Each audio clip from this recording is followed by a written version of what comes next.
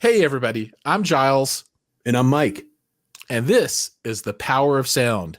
Today, our special guest is Klipsch, and we've got Mark and Jill. And if you guys don't know them, they are very well-known quantities in the Klipsch ecosystem, and they're going to be with us today.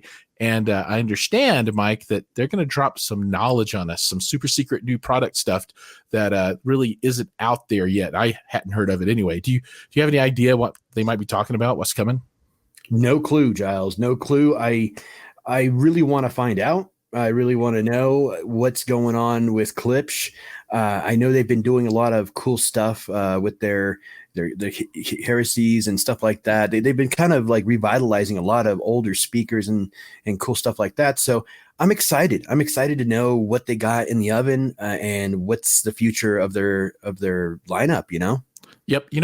Speaking of Klipsch, I picked up a pair of their RP600Ms. Oh gosh, it's got to be like 6 months ago or something like that. Anyway, I saw them at Rocky Mountain Audio Fest back in 2019, and they had them in their, was it the 1,000 and under audiophile room? Anyway, one of the rooms where they were.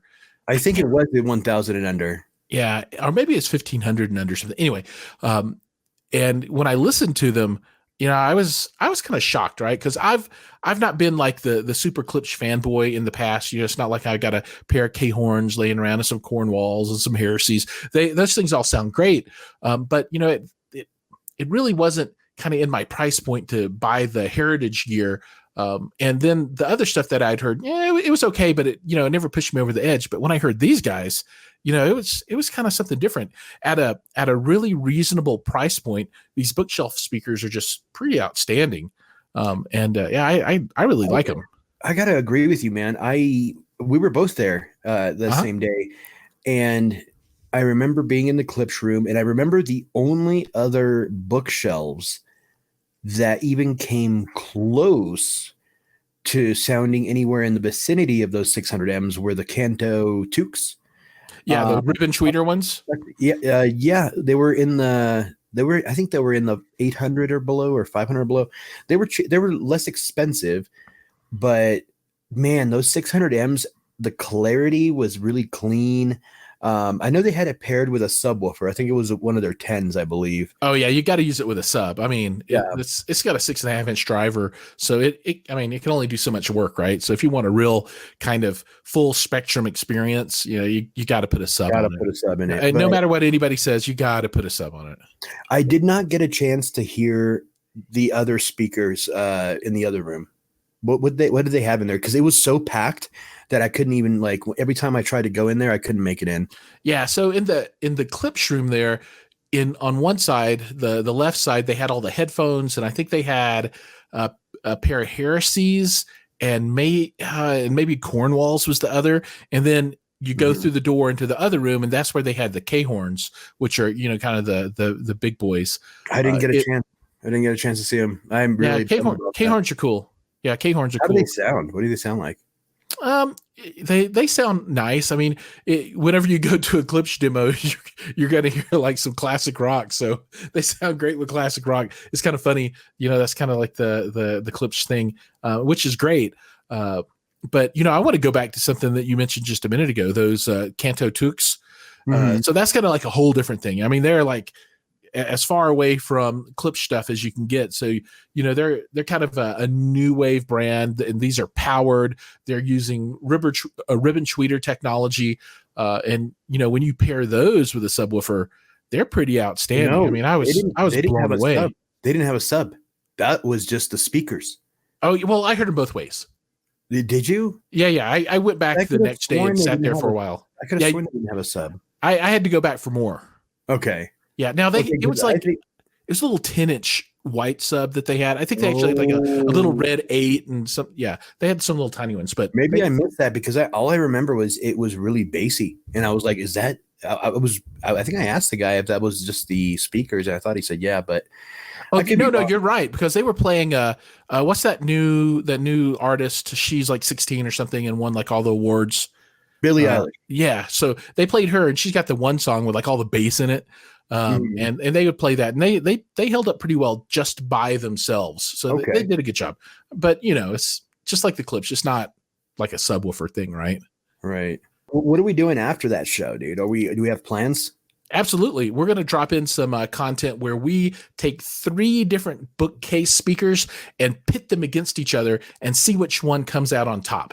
And, we might not have a straight winner, but I think we'll all come out with some opinions of the ones that we like. And we've got the 600Ms that we talked about, another pair of Klipsch, the 51s, the R51Ms, and then to totally swap stuff up, we've got the B&W 686 S2s. So, it's kind of a range in price and in the mid-range woofer driver.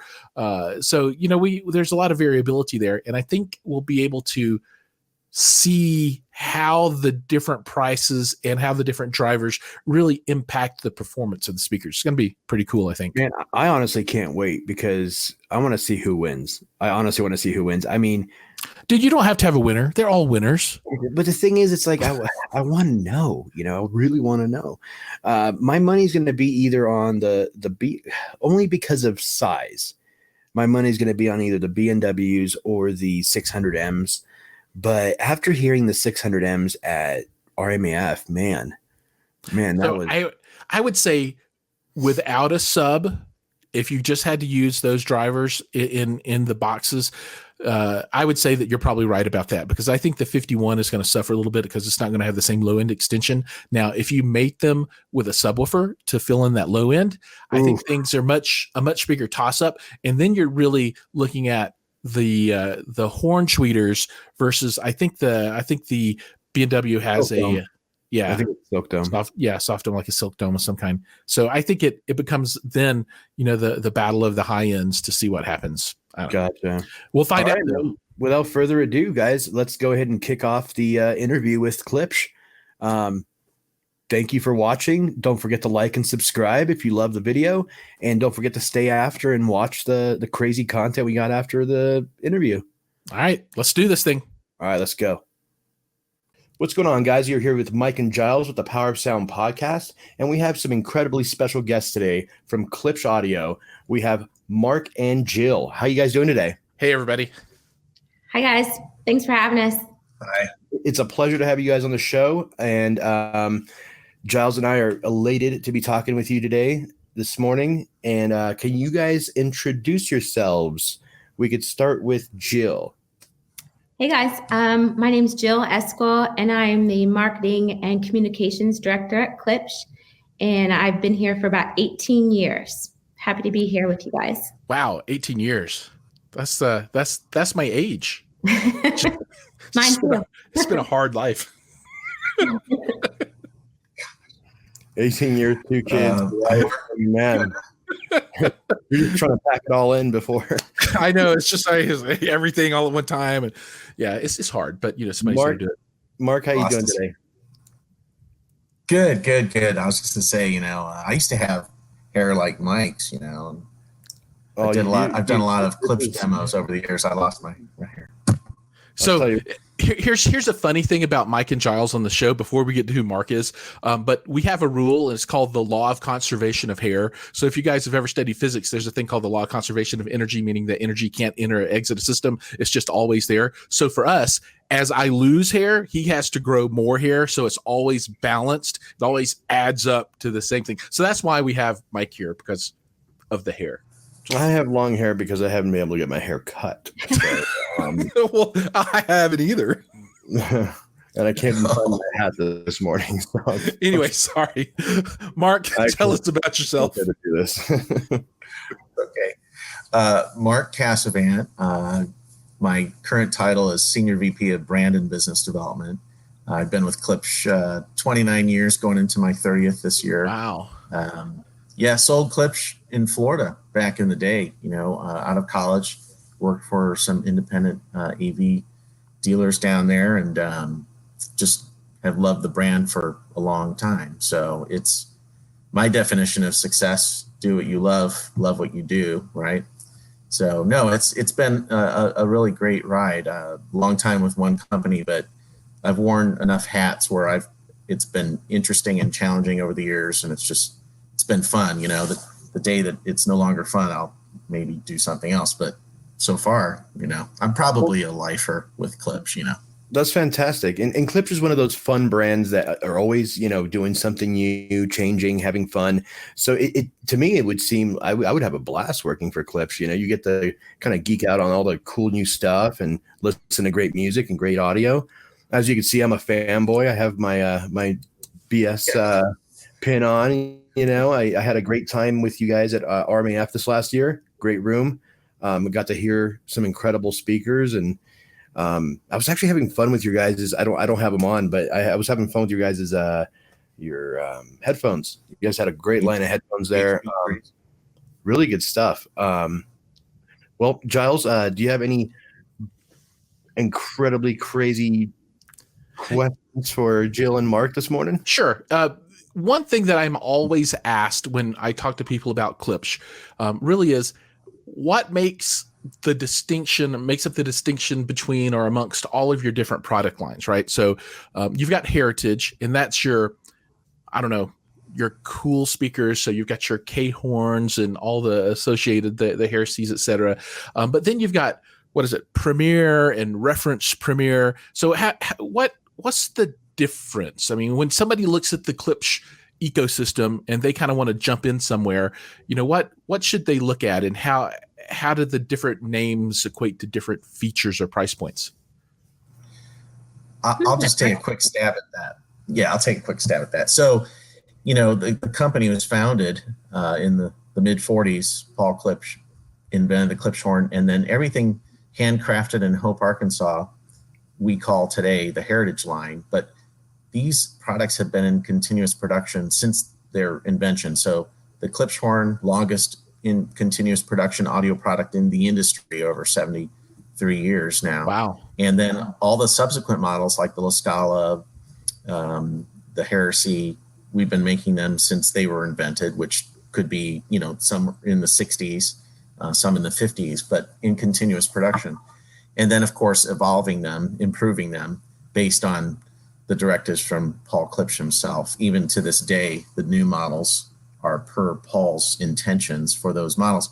So how does he tell you about them? Does he kind of, you hear the ghostly voice and you see him come in? He's like, "No, I don't want you to use a passive radiator," and then he comes back out or something. No, he's in touch with, I'm kidding around a little bit, but Roy Delgado really is his protege, and he's our preeminent engineer in Hope, and they spent many years together. So, Roy really, as Paul's understudy, I mean, he certainly knew what Paul wanted for these models, and sure, some were limited by technology or even resources, but over the years, and now we're in the 21st century, we're able to do some really cool things with these models to continue to evolve them. So we're excited about the Heritage line. I mean, we're introducing new technologies actually with the Heritage line, which is kind of unusual, but it's cool.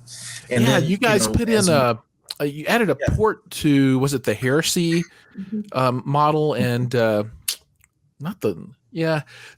at Rocky Mountain Audio Fest, I know you had the new model of Klipsch horns and the new model of Heresy. Is that correct? Am I remembering correctly? Yes, and we had the Cornwall. Yeah, the Cornwall. Yeah, that's cool. That's cool. Yeah, So they sounded great, by the way. I really enjoyed that room.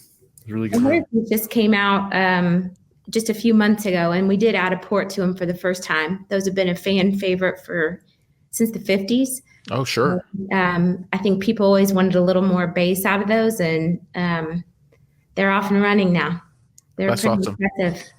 Now, moving away from the Heritage line, when you get down, I don't know if that's even the right way to describe it, the Premier and Reference Premier. So what's the distinction there? What are those two lines about? So I'll just speak quickly to it because I want Jill to, certainly give a lot of color to these different models and lines. But, we introduced some additional lines to Heritage to reach price points, right? But sure, also bring the unique formula of Klipsch, high efficiency, low distortion, but make some of these products a little more affordable. And then also maybe a little easier to fit in a typical living space because, the Heritage products, they can command some space. as you can see in Jill's picture there, you can see the Klipsch horns. I know Jill, it's inconspicuously hiding there in the corner. Yeah, but that's how they can be. They're huge, but they can be inconspicuous at the same time. And Jill chose this new home for this.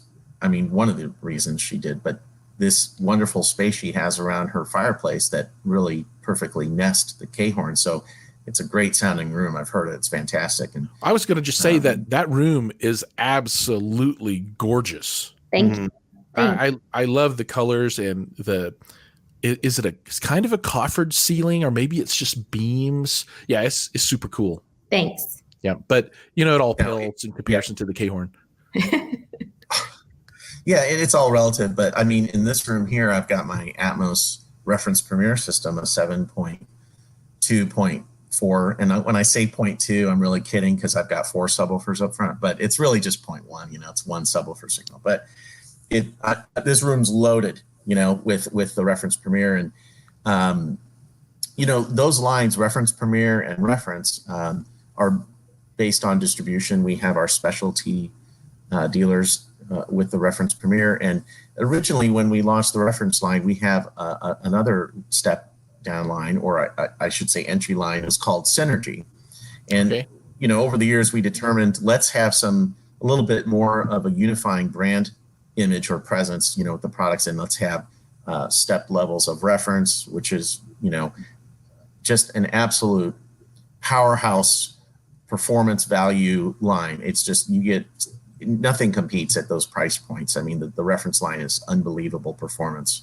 It's kind of like Pro Media. We can talk about that later, the multimedia speaker systems that really have no competition. But the Premiere line also embodies, some new technology. So as we launch these technologies, whether it's in the Heritage or in reference Premiere, they make their way down into some of the other lines, at even more affordable price points. So we're really trying to bring the unique Klipsch performance formula to different price categories so that no matter your budget, you can really enjoy what Klipsch is all about and what is unique in the marketplace, because there's really no other product that sounds like Klipsch. And not that we have a sound, it's just that we have this emphasis on the live performance, delivering that a live sound wherever your budget is. Awesome. Now you mentioned Pro Media, Mike. Aren't you a Pro Media guy? I mean, I've heard you talk about that before. Here's the history of Pro Media. When I was in college, I needed a great pair of speakers, not only for my computer, but for overall listening. We would have parties, stuff like that. We needed something that can, get the drive going.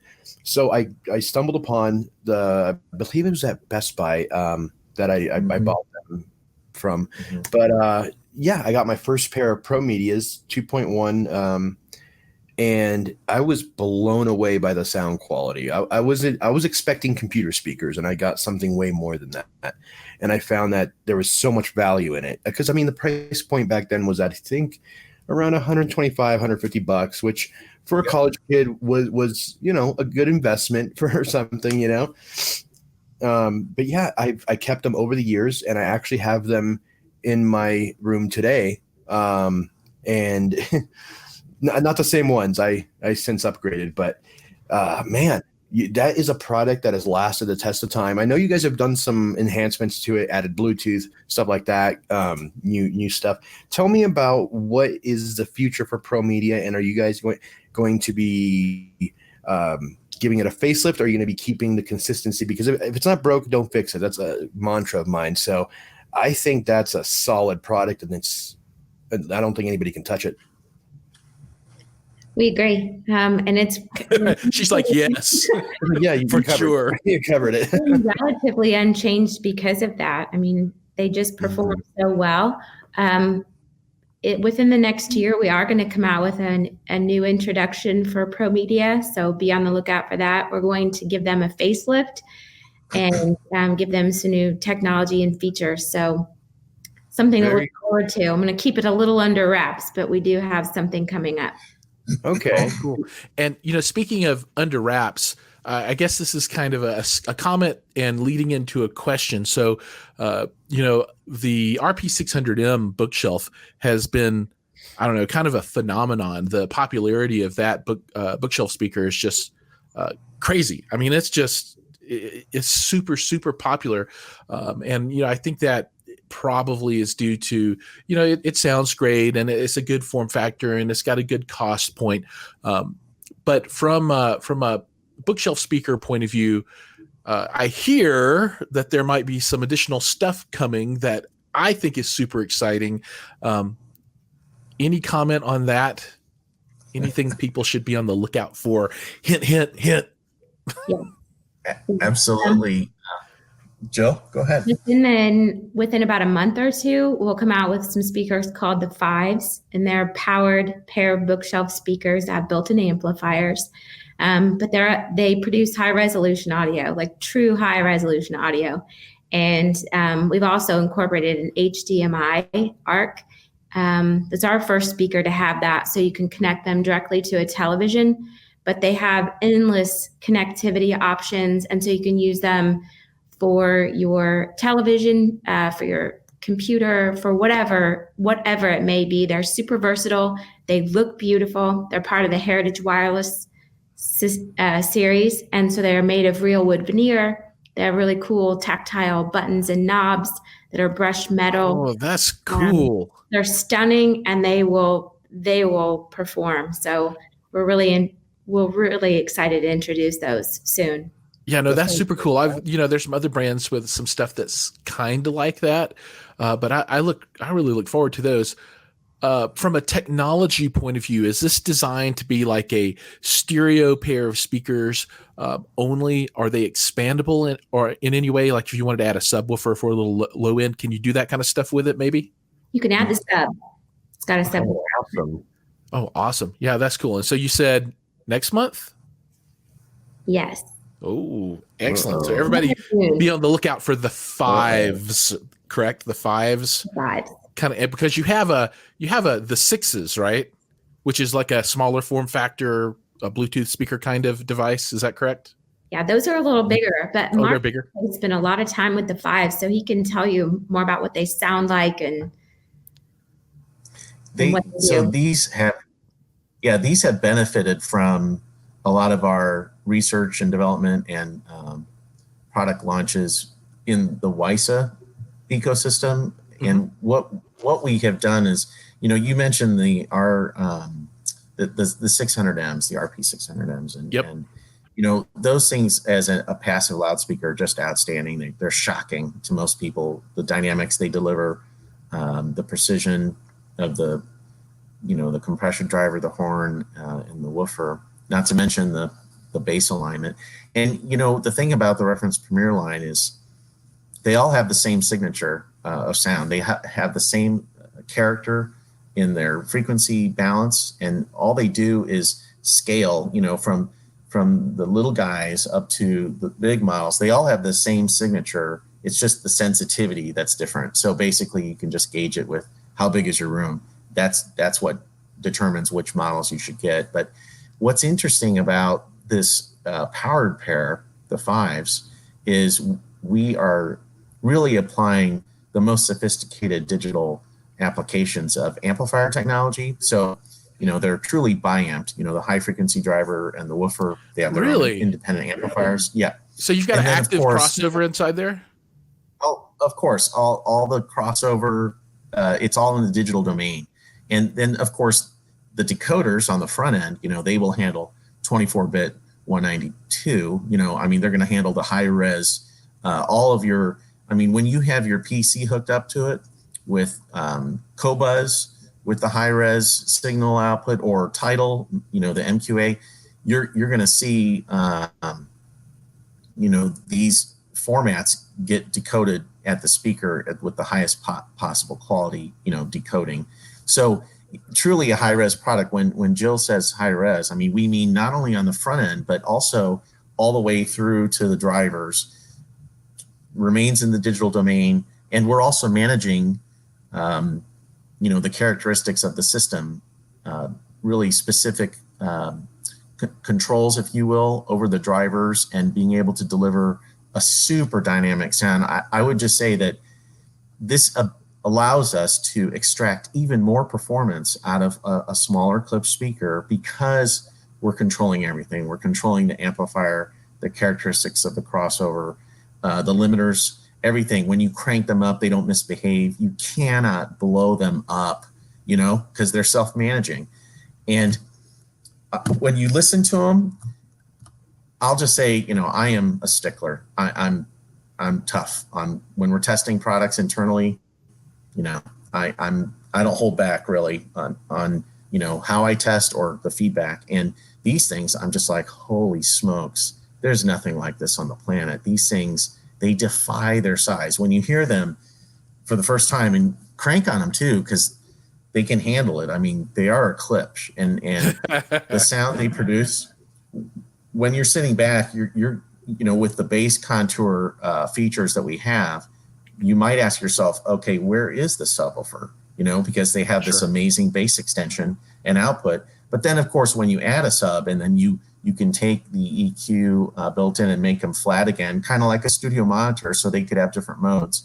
The background listening, the critical listening, and have an array of subwoofers if you want. I have two. I had two hooked up just for fun to see how loud I could crank the system if I wanted to have a party. If you want to add a couple subs, just how loud can the sats go with some subs? It's crazy. I mean, you could DJ a little party with these things. They're insane. But I mean, I get a little excited about it because I just wrapped up all the testing, and we're go for production. But this is just an amazing product. They look good, the craftsmanship, they're beautiful, they're cool, the knobs, everything.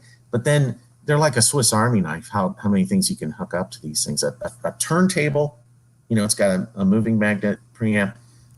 Really? Toslink, USB, Bluetooth, line-in, two line-ins, really, a mini jack, and then the phono RCA plugs can either be a line, high level, or a phono. I mean, it's I mean, I can imagine college dorms. I mean, this is going to be the solution, the end-all solution. I mean, talk about the souped-up Pro Media system. That's what this is, Mike. These things are crazy. You sold me. You sold me, man. That sounds fantastic. And just to see your enthusiasm and excitement about it, because when you're with a company for 20 plus years, things sometimes become kind of consistent. But seeing your enthusiasm and seeing your excitement about this product, it's like you're ready, you're ready to rock and roll with this. And I'm super excited to try these out and take them for a spin, honestly, because man, they sound really, really cool. What do you think, Giles? Yeah, no, that's from a market point of view, I think these are very timely, right? So you've got some competition.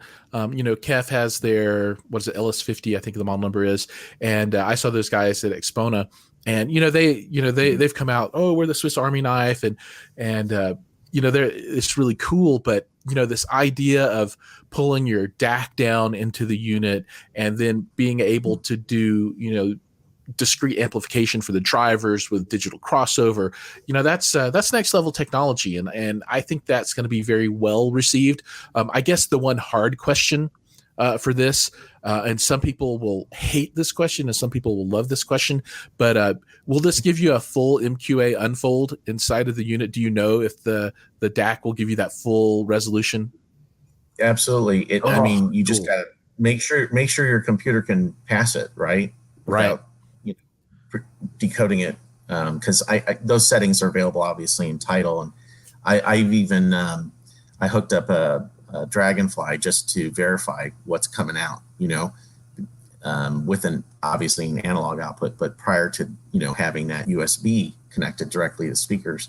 Something else, and this is one I might get a chuckle out of Jill with this one, but the final measure for me was when having it hooked up in audio video mode, so with HDMI, you're getting a clean signal, but I threw John Wick on, and that is my test for dynamic range and punch, and also just the spatial delivery of a movie soundtrack, but out of 2 speakers. So the imaging out of these things, when you have them set up like a stereo, as a true stereo pair for music, you get the sound stage, that's great. But then when you put the movie soundtrack on, you've got sounds moving past your head, and you're like, what the heck is going? They deliver a theatrical experience out of 2 speakers. I think there are plenty of customers out there who they want that, but they might not want a soundbar. They might not want a discrete surround sound system. These things are crazy for that too. It's just, we love to do home theater, and you guys know that. That's as important to us as live, music playback. But man, when I had them in my office, I was dragging everyone in. Actually, people that come by my office, the odds are pretty good that I'm going to have one of the John Wick movies playing continuously on a loop in my office. You're probably pretty happy that sometimes it gets more of them. It gets me in trouble with HR sometimes, but otherwise, it's a lot of fun to demonstrate. Sorry, Jill, I couldn't help it. He's obsessed with John Wick. All right, Mike, you got anything else for us? Who isn't obsessed with John Wick? I mean, come on. What? Well, I paid my dues with Downton Abbey with my wife, and I finally got her, during this lockdown, I finally got her to watch it with me. I said, you owe me in arrears for John Wick 1, 2, and 3. We got to do it, So Mark, and, you're Mark, you're excited about flinched a few times. You're excited about the upcoming movies, right? Oh my gosh. I was a little ticked off in the theater. I thought the third one was going to wrap it up, and I was like, no way. It's how many will there be? That's the question. How are you going to do that? It's like James Bond. Could do 40 of these, and I'll still be watching them. And I Jill's will like, too. I will too. Not my jam. But these back to the 5s. They're going to get you in trouble with your neighbors if your walls are thin. You got to invite them over for the party or the movie, for sure. So how big? I mean, in retrospect, how big are these things going to be? Well, they're about that not as big as the 600s. They're it's based on a 5, basically a 5 1/4. Imagine that, the 5s. But the high frequency horn, it's a good size horn. It's got the titanium compression driver. I mean, it's all driver surface area on the front, and they've got some depth to them because for the bass extension, we gave ample cabinet dimensions for deep bass extension. So, but I tell you what, on elegant speaker stands, they're not. I think they're pretty compact, actually. I mean, when you hear them, you're going to be like, what? They sound huge, They have the authority of a floor standard. So, awesome. Now, Jill, one thing I really have always enjoyed about Klipsch is their aesthetics, and I've noticed over the past couple of years, you guys have gone more towards a classic look, but with obviously present day technology. Is that something that you guys are going to keep going with, that classic, cool kind of retro vibe-ish look, but with a classy, brand new technology type of feel? I think so. I mean, we've gotten a lot of great response about it. It harkens back to our heritage and our roots. It's quality materials like that real wood and those cool switches and knobs and things. And it's got personality. So I think that we'll continue to do that. There's a whole series of heritage wireless, and it's done really well. Awesome. Well, hey guys, I thank you so much for being on the show. Giles, do you have anything else to add? Nothing to add. I'm just super excited to see these new speakers and hear them. Hopefully they are on show somewhere near me soon. I think a lot of people are going to want to see them, so that'll be great. And just thank you both so much for taking your time out to join us today. Thank you. Thanks for having us. Good to see your faces. It was a total pleasure, guys. Thank you so much. And as always, tune in every Tuesdays and Thursdays to the Power of Sound podcast, because we have new guests every week. Thank you so much, guys, for joining us. And thank you again, Mark and Jill. And we will see you guys hopefully again soon. Take care. It's a lot of fun. Take care, everybody. Today, we're going to pit 3 different sets of bookshelf speakers against each other and see which one comes out on top. So we've got 3 different models from 2 different brands. We've got 2 Klipsch models. So we've got the RP600Ms and the R51Ms. And then from B&W, we've got the 686s S2s, so the S2 model. And these are all small bookshelf speakers. Now they're slightly different. The Klipsch are both rear ported, whereas the B&W is front ported, and then the mid-range driver on each one is a different size. And as you'll see, that really impacts the performance of these speakers. So we're gonna look at the speakers themselves and talk just quickly about each one. We're not doing a full review of each of the speakers, but you need to know kind of what the guts are so that you know what's being compared. Then we're gonna do some listening tests, and we're gonna talk about that a little bit. Mike and Mario have come over to help with the video too. Mike is from Anon Audio of Instagram fame, and Mario is going to be our intrepid video cameraman, as that he doesn't want to be on this side of the camera, even though he's a super handsome gentleman. But Mike is going to talk about his impression along with the speakers with me a bit too, and then we're going to look at some REW measurements so that you can see exactly what's going on, and I'll also show you the setup that we used in the room so you can kind of get an idea of what we're working with as we did those measurements. So hopefully you enjoy the video. Let's get started. Our field of competitors consists of 3 different sets of speakers, 2 from Klipsch and 1 from B&W. The Klipsch speakers include the RP600M, and those are $630 for the pair, and the speakers include 6.5-inch mid-range woofers and 1-inch titanium horn-loaded tweeters. Also from Klipsch are the R51Ms.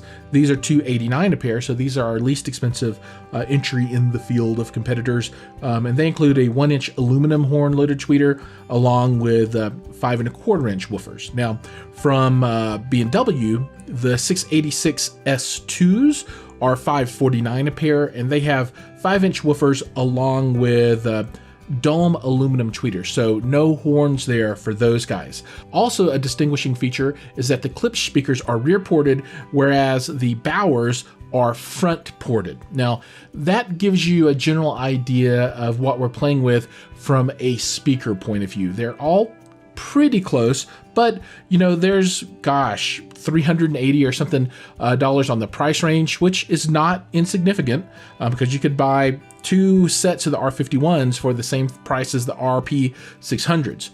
Now, from a testing point of view, you can see the room here and how we've got this set up. So we've got this set up in my theater, and we're using a mini DSP UMic 1 to do the recording for REW. And there's a nice close-up of that for you there. And we're using Tidal to listen to assorted songs for our listening test. Okay, so we've been comparing these 3 sets of speakers, the Klipsch RP600Ms, the Klipsch R51Ms, and the Bowers 686 S2s. And we're going to talk a little bit about what we think about the sound. And Mike here is my super friend, Wonder Twin Powers Activate, form of stud, form of icicle. I don't know. But you know, we've listened to the speakers, and we're going to give our point of view on them and have a little bit of fun. Absolutely. So Mike, what do you think? Well, I was pretty surprised because my speakers weren't up to par, I think. And Mike's are the R51s. Yeah. I think they were all great in their own respect. I think that they all did a great job for kind of where they're at, you know, fiscally, you know, how much, you know, you paid for them and kind of the size and stuff like that. I think they were all pretty well matched up. And I think they all did great, but obviously some stood out in certain departments and others, you know. And I think you could probably be better at explaining that. Sure. So we'll take a look at the REW measurements here in a little bit, but for me, when you think about the treble response on the speakers, the Bowers, I think, had the smoothest sound, followed closely by the RP600Ms, which sound great. I think they have maybe a better mid-range. From a bass point of view, the 600Ms, they have a 6.5-inch woofer, and it just kind of kills the others. Just, I think, you know, size matters, right? And it carries a little bit more. And we'll see that in the REW measurements as we get to that. Anything you want to add, Mike? Well, I've always been really impressed with the Bowers' tweeters. They're high end. Oh yeah. Love it. And I think they have, I don't know, maybe I'm just hearing it differently than everybody else, but I think they have some amazing bass. They're a great all-around speaker. I think the R51Ms were good for what they are, but paired up against the 600Ms, I thought they were going to be a little more comparable, but I feel like the 600Ms just completely blew them away in the lower end. I honestly thought the 51Ms didn't do too bad on the mid-range and highs. They were definitely loud. Definitely, Klipsch is known for loud speakers, but I kind of liked the Bowers' all-around package. You know what I'm saying? Yeah. Awesome. So we'll get to the REW now, and we'll take a look at that. But before we go, everyone check out your Instagram. Tell everybody who you are. And in audio, ANON audio at Instagram. Check it out, like it, follow it. I always post cool stuff, audio related, obviously. Absolutely. And definitely thanks for having me on the show. JDM World's definitely badass YouTube channel. So follow him, subscribe to him, and we'll see you soon. Right on. Before we get into the actual REW charts, let's talk a little bit about the chain of equipment that the signal's passing through. So the source for all of this is a Denon X4400H, and I'm using the Hios Tidal player, and I control that with my iPhone. So that's the source. So I don't have a $15,000 streamer DAC kind of combination that we're using for this. This is something that's very accessible and extremely common. So if you've got a Denon that streams via Hios, then you've got the exact same source that we're using to listen to here. From there, the output is in 2-channel mode. So this is stereo, and I've got the 2-channel listening mode inside of the AVR set so that there's no subwoofer, meaning the left and right channels are large. So there's no crossover, no sub support, no anything altering the sound. And then I've got the pure direct listening mode selected. We measured all of the speakers, and we measured at the same time left and right channel in room. So a lot of what you're going to see here is the room talking and not the speakers, but this is going to show us a good relative comparison of what the speakers are doing in the room. So let's start out, and what we're looking at now is the R51 M's from Klipsch, and you can, if you look at the low end, they roll off pretty hard at 46 hertz or so, and they dump down to the abyss after that and become pretty much unusable. Now let's compare to the 600Ms, and 600Ms, it looks from a sensitivity point of view about the same. So we have the exact same positioning, the exact same volume settings, everything's the same. The toe in is as identical as we could make it. So really what you're seeing is the difference in the speakers inside of this room. A lot more bass coming out of these. Now that would be obvious, meaning the 600s, because they do have 6.5s as opposed to the 5.25s that are inside of the 51s. So you're looking at 5. That's 10 decibels at 45 hertz on the 600s. Now the roll off where they get down would be down here around 33, I guess, is going to be 30. Yeah, about 33 hertz is where they roll off, as opposed to the 45. So that's 33 to 45 hertz. That's I guess that's the difference of an inch of your driver. So that's what you get there. Now let's keep the 600s up and add in the 686 S2s. You can see the 5-inch driver in those guys has a lot less bass. I mean, it's pretty hardcore. They are much more comparable. I mean, you can see the difference between the 5.25 and the 6. They have the least impressive bass response. Also, it looks like they're a bit less sensitive. So let's turn off the 51s real quick so we can see. And the blue is the 600 and the green is the Bowers. And you can see that the 600s with exactly the same amplification. And so this is coming from a Starke Sound A7 Mark II. So that's about 240 watts of Class A going into these speakers identically. So we're getting a lot more out of the RP600Ms. Now, does that matter? Ultimately, probably not. You'll put enough power through the speakers to get it to whatever volume you're looking for, but they are more sensitive, and they have a ton more bass with that extra inch down at the bottom. Now let's compare the Bowers to the R51s, and you can see that the R51s, especially up in this 4K to 8K range, are louder, more sensitive. I mean, through the whole curve, you're getting 3-4 more decibels out of them for the same amount of juice. So that's pretty consistent. And then roll off, roll off's about the same. So not anything crazy there. They're very similar on bass response. There's just a 1/4 inch of difference in the driver there, although you're looking at front ported on the Bowers and rear ported on the Klipsch. I would say all in all, looking at the speakers, the clear winner here for me, just with REW, is going to be the RP600Ms.